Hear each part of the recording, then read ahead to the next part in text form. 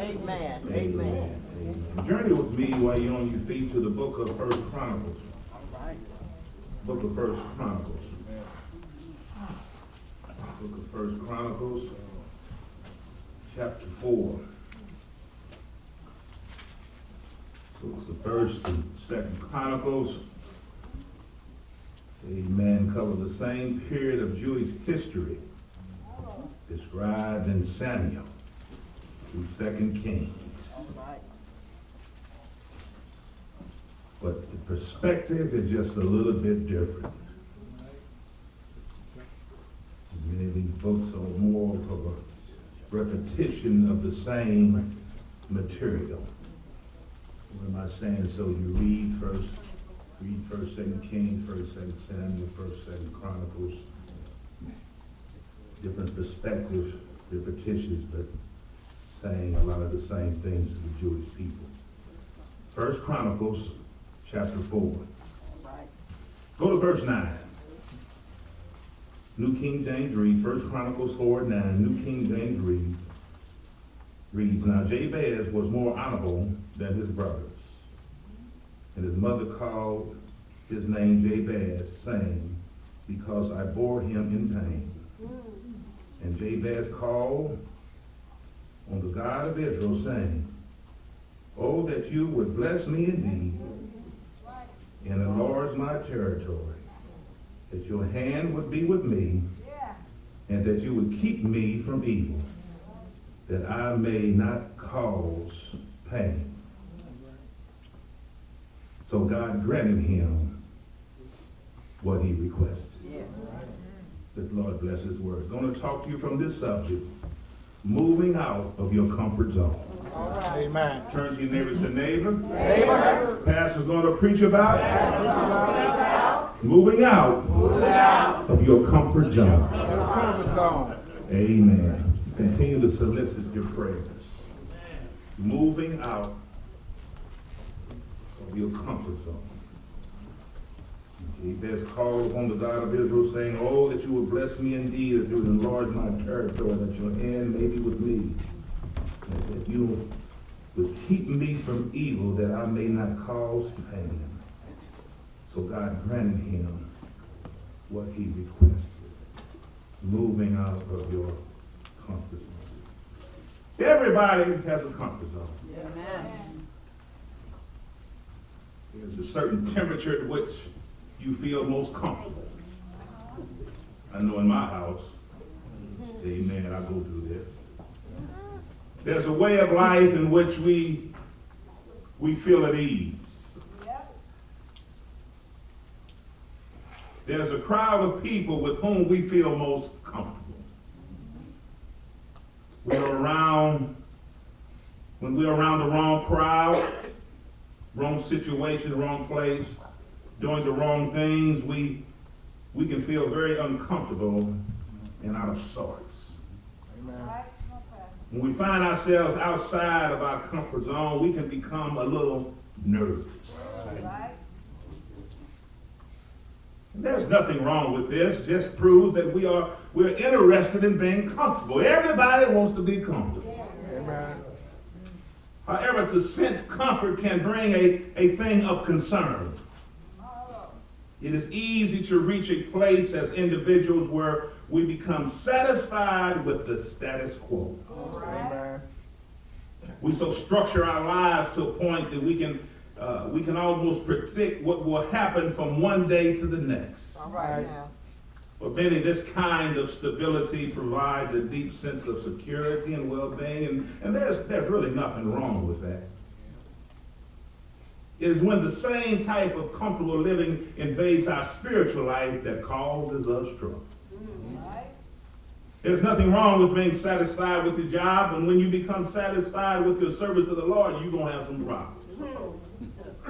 Nothing wrong with being comfortable with your home, with your automobile, Brother Townsend, your financial standing, your education, but when you become complacent about your prayer life, and satisfied with your spiritual progress, you need to move out of the comfort zone spiritually. We should never reach a place as saved folk where we are totally satisfied with our walk with God and our witness to the lost and the dying world. You should never be satisfied. All right. If any Christians had ever reached a place where he or she could be satisfied with their spiritual progress, it would be, you know, when you read your Bible, the Apostle Paul, yet he remained unsatisfied. And he always reached for more. The book of Philippians helps us with that. Philippians 3, around verse 13, said, "Brethren, I do not count myself to have apprehended, but the one thing I do, forgetting those things which are behind and reaching forward to those things which are ahead." Paul went on to say, he said, "I press toward the goal of the prize of the upward call of Christ Jesus our my Lord." He kept on pressing. He never became satisfied. Not only do many individuals live in a spiritual comfort zone. When we do, you might deny it, but you live in a spiritual comfort zone, but so do many churches. Amen. When the attendance is up and the offering are good, we may be tempted to back off and take it easy. We might not pray as we should or give as we should. We might not invite others to join us as we should. We may not be active as we should. It is so easy, brothers and sisters, to be satisfied with the way things are. But until it hits home, we were talking about that in the office, until it hits home. Like Parkline and Columbine. Amen. Sandy Hook, until it hits home. Till it hits your house, amen. Till it hits your house. Just here Friday afternoon, I had a big boom, amen, and it frightened me and Peyton. We jumped up, a transformer blew up, and my lights were out for about 10 or 12 hours. From 1 o'clock to about 11, amen. You got used to having lights. There you go, man. That's it. That's true. Called Sister Milan, I said, me and Peyton ain't have no lights, amen, up in here. Ain't no computer working, amen. I can't watch, amen, The Price is Right. Cannot watch Let's Make a Deal. My comfort zone was all messed up. All messed up. And then I got to thinking about those folks in Houston, Texas. Come on, man. Those folks in Katrina. Come on, man. The Lord gave me a different look on There this you go. thing. That's what he'll do. Yes, that's what he'll do. But at the end of the day, when a church and a church family becomes complacent, the church begins to die, and it may take years before the final death knock is sounded, but the church begins to die, and when she becomes satisfied with her spiritual level and growth. A church is in serious trouble when it becomes satisfied and complacent in its comfort zone. All right. Far too long. We can see it on the news. We've gotten so comfortable in America. That's right. Church has gotten comfortable, but see, things are hitting home. Right. It affected the students, and we get comfortable. We quit praying. We quit loving one another. And we just go about our business. Now, how do we move out of our comfort zone? I consider the answer can be found in just these few verses we read today in this prayer of Jabez. Right here, Brother Bradley, we can see some facts that can help us to move out in this prayer of Jabez. We can see some facts that will help us to move out of our comfort zone, both as individuals and the church. As the returned exiles read through the section of Judah's genealogy, they would notice how many of the Judeans had left a dynamic example for them to follow. One man right here, one man, Sister Gloria in particular, set a dynamic example of prayer. Right here in verse 9 and 10. His name was Jabez, whose name meant pain. Notice his problem. I won't hold you long. In verse 9, notice his problem. Apparently his mother had given him this name for one or two reasons, because his birth had caused her so much pain. At childbirth, she viewed the world as a place being a suffering and pain. Brothers and sisters, she named her son Jabez. She named her son Pain. Now, consequently, he should expect a life of trouble and suffering. After all, that's what his name was. He was going to live up to his name. He was a life of pain. He was labeled to suffer and not do well. But watch this. To overcome the stigmas. Turn to your neighbor and say stigma. Stigma. Yeah. To overcome the stigma of his name and perhaps the suffering of his mother and family, Jabez, Brother Bradley, learn how to pray. And he prayed so much that he became known as a man of prayer. He's not mentioned a whole bunch of places in the Bible, just right up in here, in the history and all that. You might probably won't find him, but he was a man of prayer, and his prayer life set him apart as being honorable and distinguished, far more than his brothers. Jabez was willing to come out of his comfort zone, and many people would take a name like that and figure they were doomed from the heart. In other words, my name is pain. I'm suffering. That's what my mama told me who I was going to be. Amen. I burdened her at birth, and I'm going to be a burden to the world. That would do everything. They would do everything in their power to see that they lived up to that name. My Lord.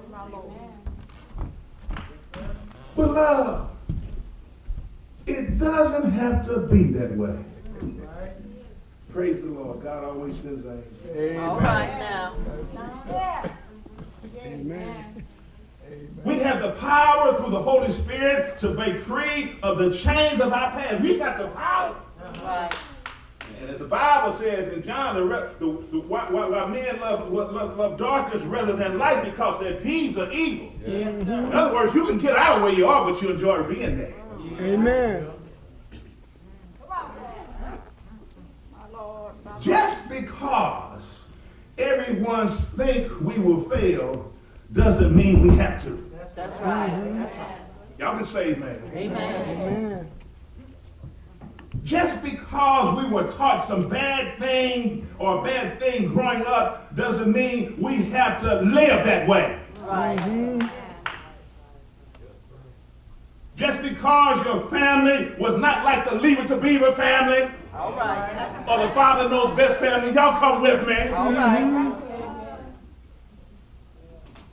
doesn't mean that you have to live the way you are. Amen. All right. Just because you were born on the other side of the tracks doesn't mean that you have to be that way. Amen. Just because I might not be on your road, you were raised by one parent or one and one All half right. parent. All right. Yes, sir. Mm-hmm. You don't have to remain stuck right where you are. Amen. All Thank right. you, Lord.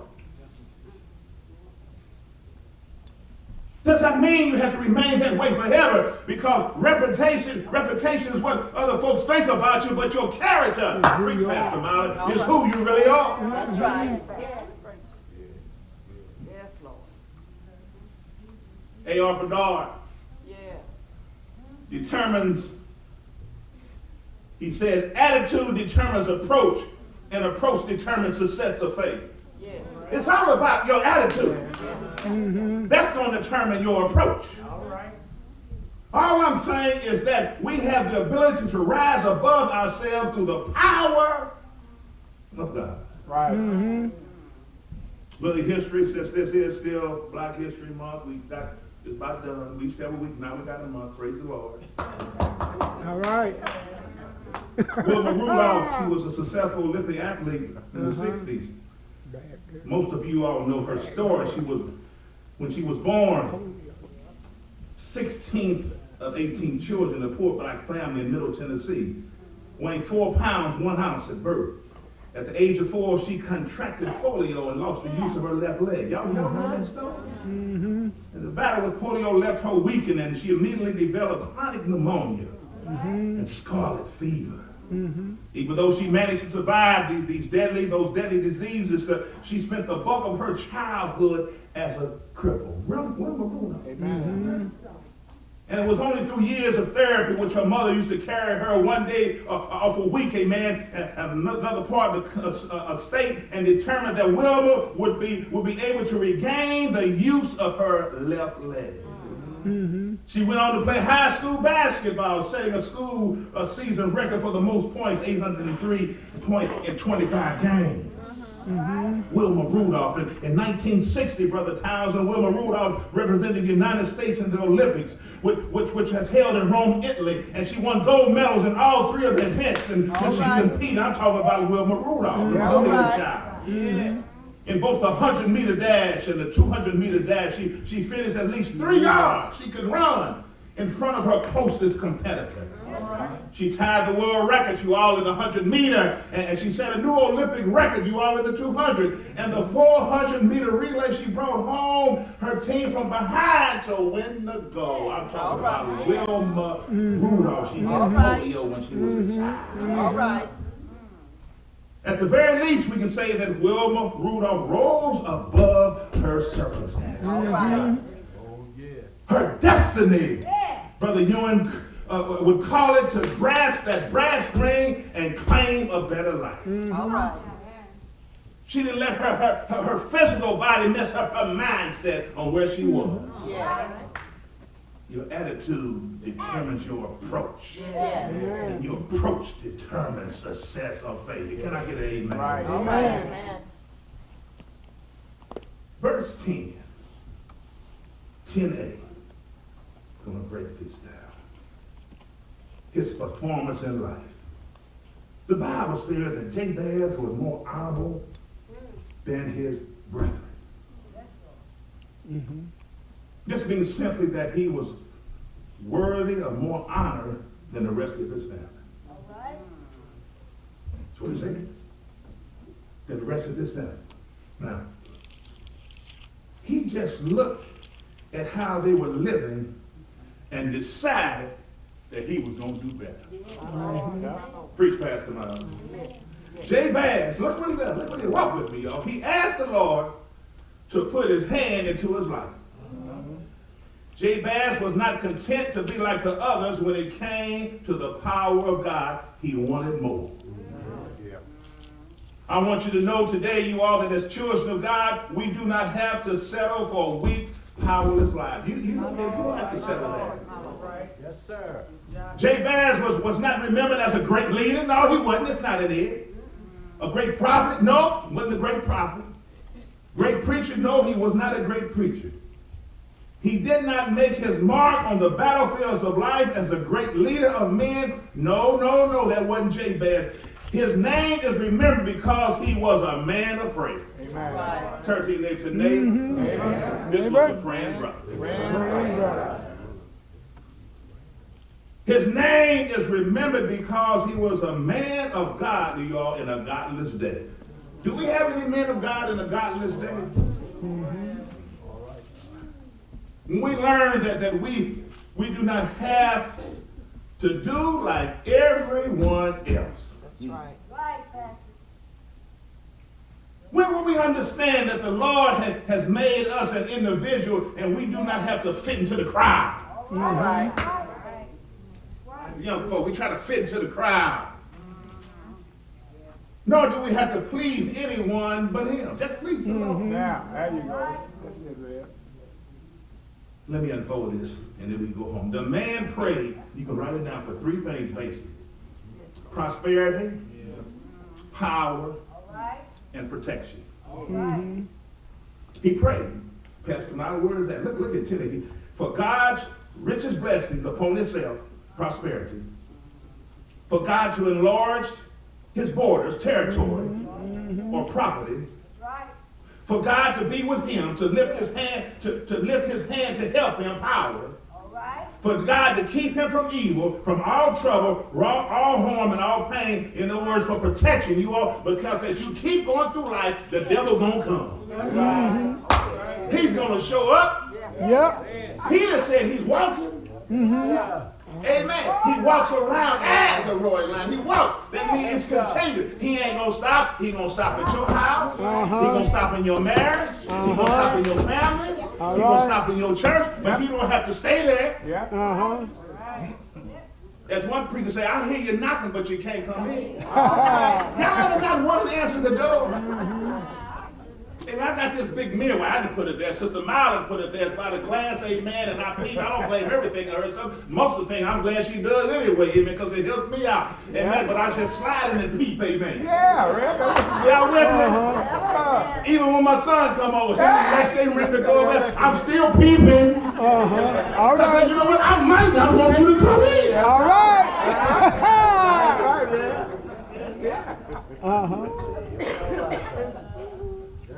You know, invite everybody in your house. All right. A lot of us allow the devil just to walk right in. Now, tell the preacher. Sit at the table.